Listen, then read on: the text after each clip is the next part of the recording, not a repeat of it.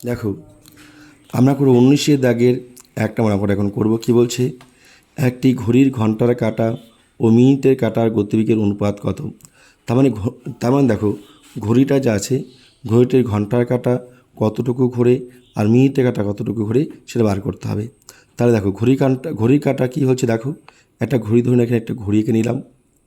এখানে যে মিনিটের কাঁটা, যদি মিনিটের কাঁটা আছে তাহলে এক পাক যখন ঘোরে তখন সেটা পরিধি ঘোরে, তখন তার হয় বৃত্তের পরিধি হয়, অর্থাৎ ঘড়িটির পরিধি হয়। আর যখন ঘন্টার কাঁটা যখন ঘোরে এক পাক তখন কিন্তু 12 ঘন্টা হয়। মিনিটের কাঁটা যখন এক পাক ঘোরে তখন 1 ঘন্টা, ঘন্টা কাঁটা যখন 12 পাক ঘোরে তখন 12 ঘন্টা। এবার 12 ঘন্টা কতটুকু পাওয়া যায়, 1 ঘন্টা কতটুকু পাওয়া যায় সেটা বের করে আমাদের অনুপাত বার করতে হবে, সেটাই আমাদের বলছে। তাহলে ঘড়িটা যা আছে সেই ঘড়িটির পরিধি বার করতে হবে। পরিধি বার করতে হলে কী লাগবে, ব্যাসার্ধ লাগবে। তাই লিখব ধরি কমা ঘড়ির ব্যাসার্ধ লিখলাম কত, যেহেতু একক দেওয়া নেই তাই লিখলাম আর একক। ওকে, এবার যেহেতু আর একক লিখলাম বলে সুতরাং ঘড়ির পরিধি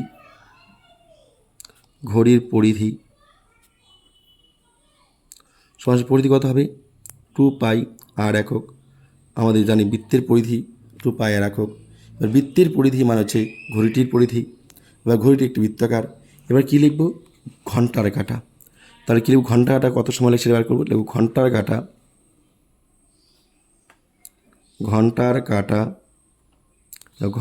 কাঁটা কত, 12 ঘন্টায় যায়,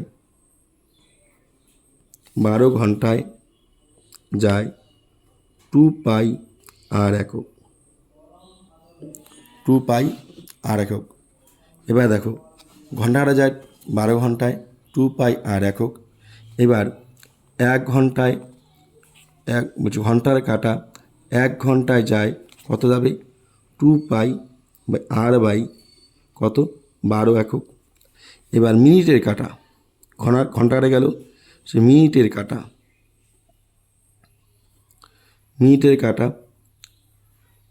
1 ঘন্টায় যায় কত, 2 পাই আর একক।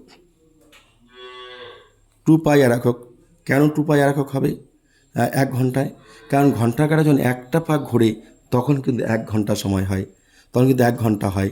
তাই ঘন্টার কাঁটা যেমন 1 ঘন্টায় যায় 2 পাই আর 12 একক, ঠিক একইভাবে মিনিটের কাঁটা 1 ঘন্টায় যায় 2 পাই আর একক।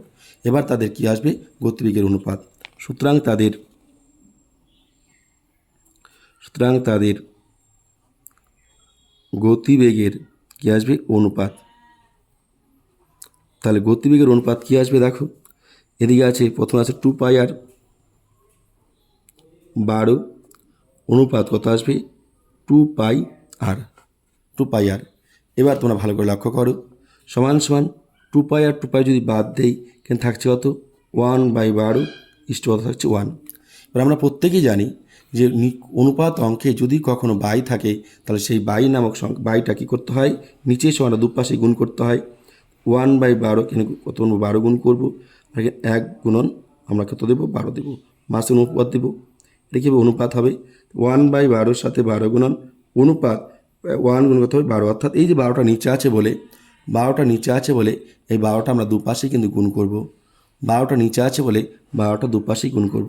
এই 12 কীগুলো কাটা গেল, সমান কত আসবে, 1 কত আসবে, 12 তো আশা করি তোমরা বুঝতে পেরেছো। তাহলে অঙ্কে দেখো কোনটা বলছে আমাদের সূত্রটা, এ নম্বরটা দেখো বলছে এ নম্বর কত হচ্ছে 1:12। তো উত্তরটা হবে আমাদের এ নম্বর, কত হবে 1:12। আশা করি তোমরা প্রত্যেকে বুঝতে পেরেছো। দেখো এবার দেখো আমরা করবো 2 নম্বর অঙ্কটি। দেখো 2 নম্বর অঙ্কটি কী বলছে ভালো করে দেখো কী বলছে, একটি বৃত্তাকার পার্ক সম্পূর্ণ একবার পরিক্রমা করতে সমান πx/100 মিনিট সময় লাগে। পার্কটি সোজাসুজি ব্যাস বরাবর করতে কত সময় লাগে। তাহলে কী করতে হবে, পরিধি বার করতে হবে, আবার পার্কের ব্যাস লাগবে। পরিধি যেতে লাগে এত মিনিট সময়, ব্যাস যেতে কত সময় লাগে সেটা বার করতে বলছে। তাহলে বৃত্তাকার পার্কের ব্যাস আমাদের আনতে হবে, তাই তো। এবার তো তাহলে আমাদের কী করতে হবে, আমাদের 2 নম্বর অঙ্কটা করতে হবে। ধরি কমা বৃত্তাকার পার্কের ব্যাসার্ধ লিখব আর একক, আর একক। এবার সুতরাং ব্যাস লিখব, ব্যাস কত হবে, ব্যাসার্ধের সঙ্গে 2 গুণ করলে ব্যাস পাবো আমরা, তাই 2r একক লিখলাম, ব্যাস 2r একক। এবার দেখো পরিধি কি, সুতরাং পরিধি বৃত্তাকার পার্কের পরিধি কত হবে, 2πr একক। সূত্র কি, বৃত্তের পরিধি সূত্র 2πr একক, আমরা লিখলাম 2πr একক। এবার দেখো এবার কি বলছে আমাদের, দেখো অঙ্কটা বলছে, দেখো সম্পূর্ণ একবার পরিক্রমা করতে সমান πx/100 মিনিট সময় নেয়। তো এই πx/100 মিনিট সময় নেয় কি পরিধি করতে, তাহলে কি লিখব, সমার কত, 2πr একক যেতে সময় লাগে, দেখো কত সময় লাগে, দেখো দেওয়া আছে πx/100, কত আছে πx/100, তা আমরা লিখব πx/100 কী লাগে, মিনিট লাগে, আমরা মিনিটটা লিখলাম। ওকে, এবার দেখো সমার কী আছে, সমার 2πr একক যেতে সময় লাগে πx/100 মিনিট।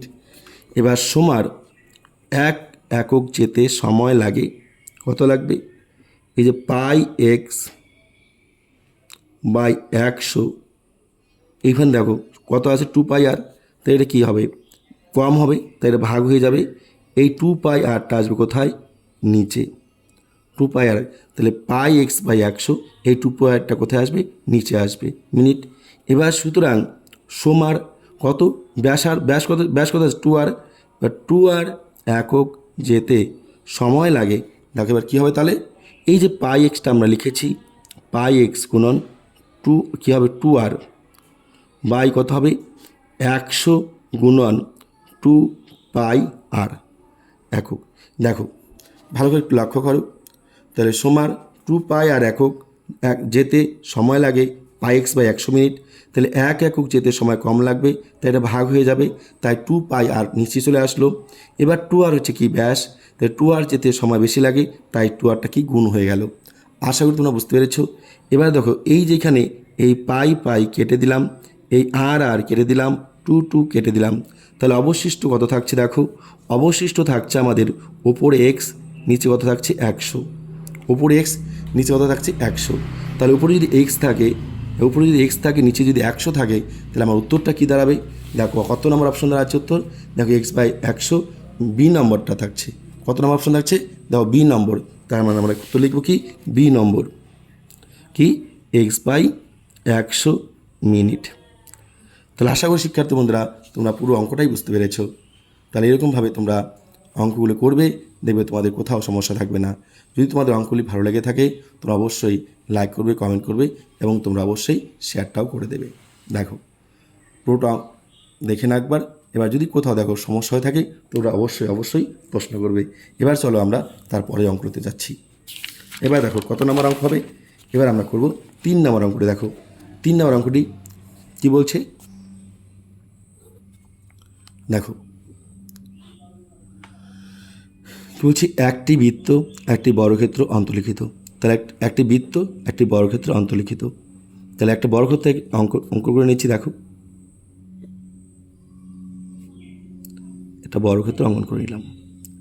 কী বলছে, একটি বৃত্ত বর্গক্ষেত্র অন্তর্লিখিত, অর্থাৎ বর্গক্ষেত্রের ভিতরে বৃত্তটি অবস্থান করছে। বর্গক্ষেত্রের ভিতরে বৃত্তটা অবস্থান করছে, তাহলে দেখো বর্গক্ষেত্রের প্রতিবাহু দৈর্ঘ্য কত বলছে, 10 সেমি, এটাও 10, এটাও 10, এটাও 10, এটাও 10। তাহলে এই যে দেখো এই যে মাঝখানে কেন্দ্র বরাবর যে দাগটি যাবে এটা হচ্ছে কি এই অন্তর্লিখিত বৃত্তের, এটা কিন্তু ব্যাস। তাহলে দেখো এই বাহুটা যদি 10 সেমি হয়, এই বাহুটা যদি 10 সেমি হয়, এই বাহুটার দৈর্ঘ্য কিন্তু একই আসবে, এটাও কিন্তু 10 সেমি হবে। তাহলে প্রশ্ন কি বলছে, বৃত্তের ব্যাস কত? তা উত্তর লিখবে, সুতরাং বৃত্তের ব্যাস কত হবে? 10 সেমি। আশা বুঝতে পেরেছ? কত নাম্বার? এ নাম্বার অপশনটা হবে 10 সেমি। দেখো, যেটা আমাদের বড় করতে হবে সেটা আমি বড় করে দিচ্ছি তোমাদের বোঝার সুবিধার্থের জন্য, যেটা ছোটো করলে হবে সেটা ছোটো করে দিচ্ছি। তাই সব অঙ্ক বড় করার দরকার নেই, তোমাদের বোঝার সুবিধার্থের জন্য আমাদের মাঝে মাঝে বড় করতে হয়। পরীক্ষা হলে ছোট শুধু উত্তর লিখলে কিন্তু হবে, কিন্তু আমাদের জানতে হবে কীভাবে অঙ্কগুলি হলো, তার জন্য আমাদের অঙ্কগুলি করারও প্রয়োজন রয়েছে। তাই দেখো 4 নাম্বারটা এবার দেখো, একটি বৃত্ত একটি বর্গক্ষেত্রে পরিলিখিত। আবার একটি বর্গক্ষেত্র অঙ্কন করো। দেখো বর্গক্ষেত্র এগুলো কিন্তু তোমরা পরীক্ষা হলেই কিন্তু পেন্সিল থাকবে এবং কম্পাস দিয়ে আঁকবে। উল্লিখিত বর্গক্ষেত্রের বাহু। এবার দেখো, এবার বৃত্তটি কী হবে? বাইরে অবস্থান করবে। কোথায় অবস্থান করবে? বাইরে। আগেটা যখন ভিতরে ছিল, এটা বাইরে, অর্থাৎ এটাকে বলা হয় পরিবৃত্ত। দেখো এবার কি বলছি আমি, কি বলছি, একটি বৃত্ত একটি বর্গক্ষেত্রে পরিলিখিত, বর্গক্ষেত্রের বাহু দুটো 5 সেমি।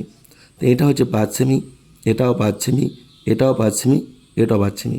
এবার বলছে বৃত্তের ব্যাসের দৈর্ঘ্য কত? তাই তো বৃত্তের ব্যাসটা কী হবে? আমরা কিন্তু এবার বৃত্তের ব্যাসটা এই কোনাকুনি যদি টানি তাহলে কিন্তু বৃত্তের ব্যাস চলে আসবে। তাহলে বৃত্তের ব্যাস হচ্ছে বর্গক্ষেত্রের কর্ণের দৈর্ঘ্য। বৃত্তের ব্যাস হচ্ছে বর্গক্ষেত্রের কর্ণের দৈর্ঘ্য। তাহলে আমরা লিখতেই পারি যে বর্গক্ষেত্রের বাহুর দৈর্ঘ্য কত সেমি? 5 সেমি। বর্গক্ষেত্রের কর্ণের দৈর্ঘ্য সমান বাহু √2, বাহু তো 5 √2 সেমি। তাই বর্গক্ষেত্রের কর্ণের দৈর্ঘ্য হচ্ছে 5√2 সেমি। তাহলে তাই যদি হয়, এবার দেখো বর্গক্ষেত্রের কর্ণটাই হচ্ছে কি? বর্গক্ষেত্রের কর্ণ হচ্ছে এই বৃত্তের ব্যাস। তাহলে সুতরাং বৃত্তের ব্যাস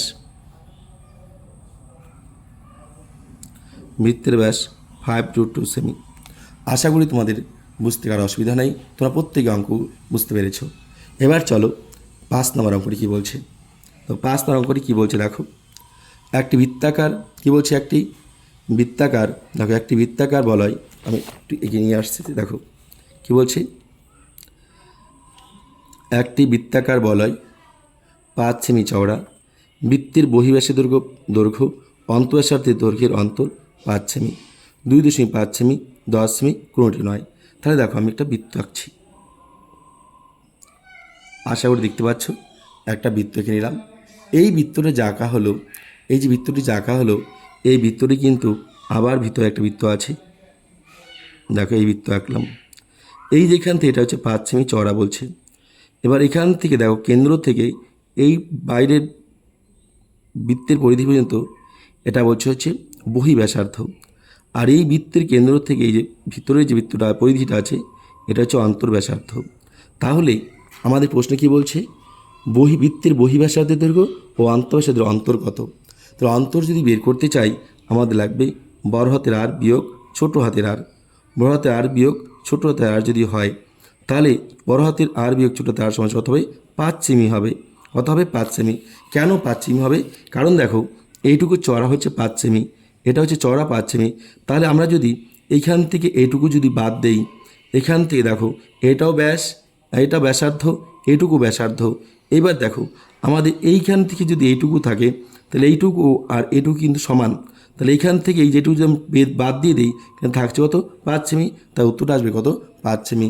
5 সেমি দেখো অপশন কত আছে, দেখো 5 সেমি অপশন আছে কি? 5-এর এ নম্বর। তাই 5-এর এ নম্বরটা হবে উত্তর। তাই তোমরা কি লিখবে? 5-এর এ নম্বরটাই লিখবে। তাহলে আশা রাখছি তোমরা সবাই বুঝতে পেরেছো। যদি তোমাদের অঙ্কগুলি ভালো লেগে থাকে, যদি তোমরা বুঝতে পেরে থাকো, তাহলে অবশ্যই তোমরা একটা লাইক করো, কমেন্ট করো, শেয়ার করো। আর যদি মনে হয় যে তোমাদের আরও অঙ্কের প্রয়োজন রয়েছে, তাহলে অবশ্যই ভিডিওটিকে তোমরা শেয়ার করে দিও। এবং যারা চ্যানেল নতুন এসেছো তারা চ্যানেলটিকে সাবস্ক্রাইব করে নিও। পাশে দেওয়া বেল আইকনটি ক্লিক করো, যাতে তোমাদের আমি যখনই কোনো অঙ্ক আপলোড করব তোমরা যাতে সবার আগে পেয়ে যেতে পারো। ধন্যবাদ সবাইকে।